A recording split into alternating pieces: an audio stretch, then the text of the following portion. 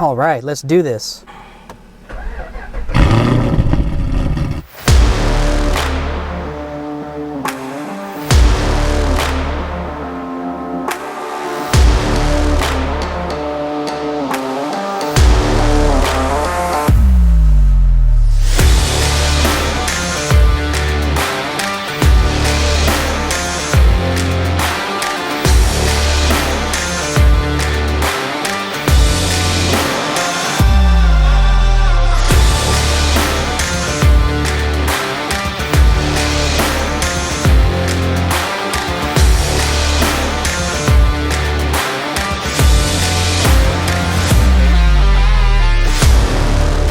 Even though this car may be old by today's standards, enthusiasts are starting to appreciate the rarity of the Chevrolet SS sedan, otherwise known as the Holden Commodore. Sure, it's a fast sedan, but it's also an amazing car to drive on your favorite back road due to its amazing handling and performance. For a big sedan, this Australian is a blast to drive. If you're one of the few lucky ones that can get behind the wheel of one, you just have to experience it for yourself. Let's go for a drive and listen to that sweet exhaust note.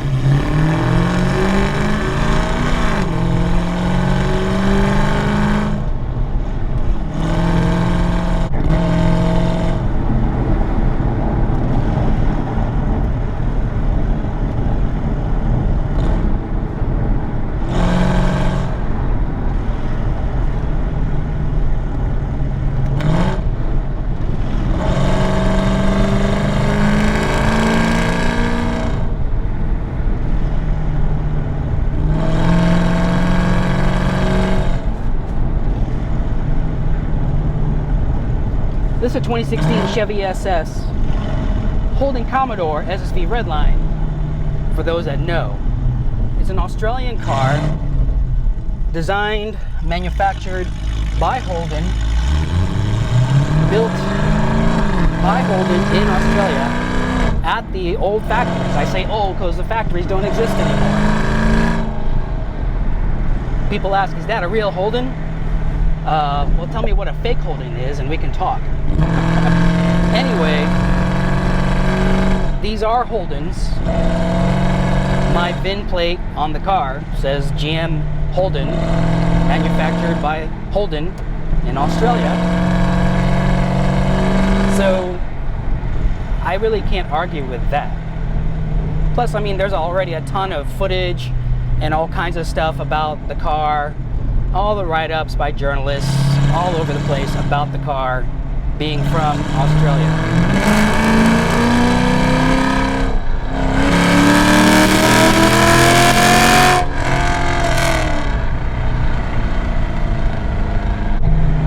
It's General Motors 6.2 liter V8, the LS3, stock pushing out 415 horsepower for 115 pound-foot of torque.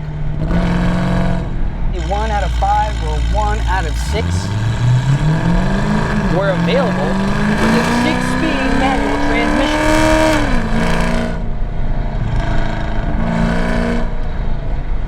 Now, of course, in the automatic, I think Chevy did a good job, or Holden did a good job tuning the transmission for the most part to give you a little bit of extra engagement in manual mode or sport mode. Put it in sport or drive, and you can actuate the flappy paddles on the flappy steering wheel. I say flappy because it's not the most, how should I say, direct feeling steering, although it is very good for an electronic steering, but it still has good feedback. It's kind of light in the middle, but who cares? It drives great. It steers just great. Keep in mind, this Holden Commodore comes as a V6 also in Australia. These cars in general have been used as taxi cabs, police cars, emergency vehicles, government cars. It's the car that is supposed to do everything for the Australian population. Kind of like the Dodge Charger here in the US.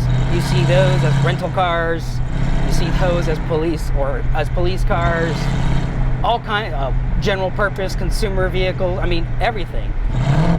the Chevy SS, this Holden Commodore, and variants of it in Australia was supposed to do pretty much everything too, as much as it could. So it's a very big car. You got a big trunk or boot in the back.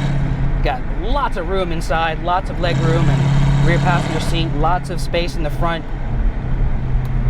And it's overall, it's a very comfortable car. I've done many road trips with the family, and it's been a comfortable cruiser.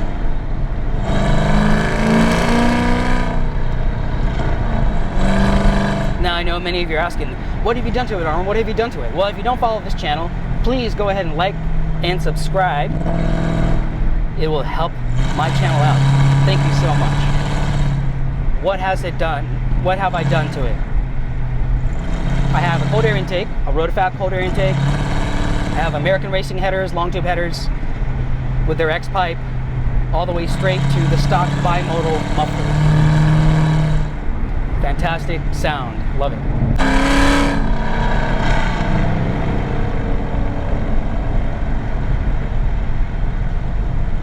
And that's pretty much it. I have a transmission tune and an engine tune done from Tim Haynes. Oh, one more thing, obviously. This car is cammed. It has a Livernois 2C cam. Specs are in the video description if you care to look. I also have Livernois push rods, valve spring kit. I got the CHE Precision trunnion kit upgrade.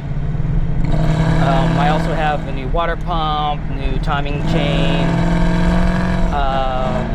LS7 lifters, obviously replaced those while we're in there, with new new lifters. God, I replaced all kinds of stuff. Got new head gaskets. I mean, essentially the whole valve train is brand new. New oil pickup tube. I'll put a list of all the goodies in the video description, so check that out if you want to know what it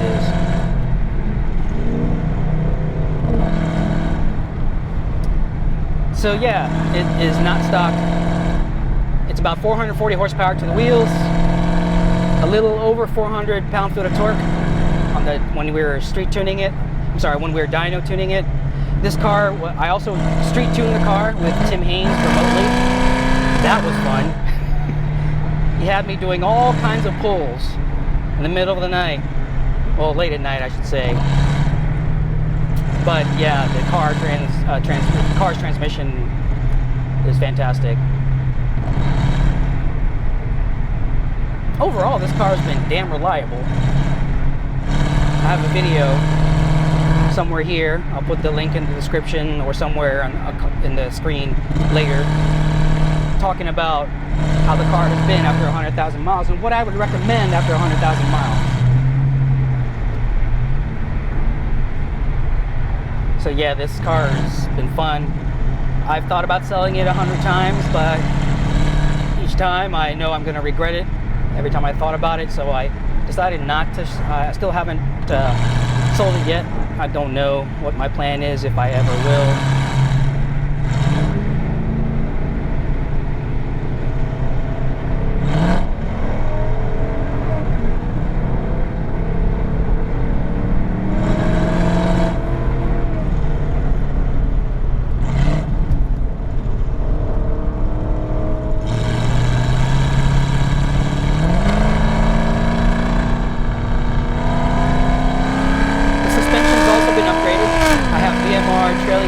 Tow arms.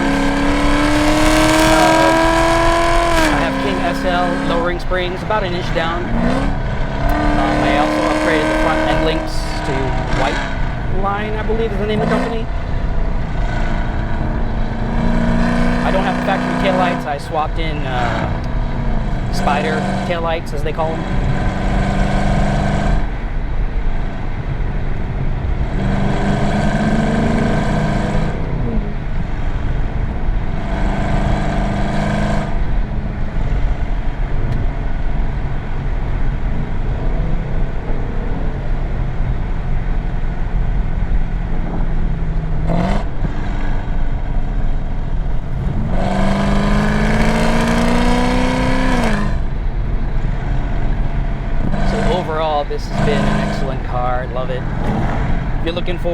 a fun car that's reliable and still practical, in my opinion,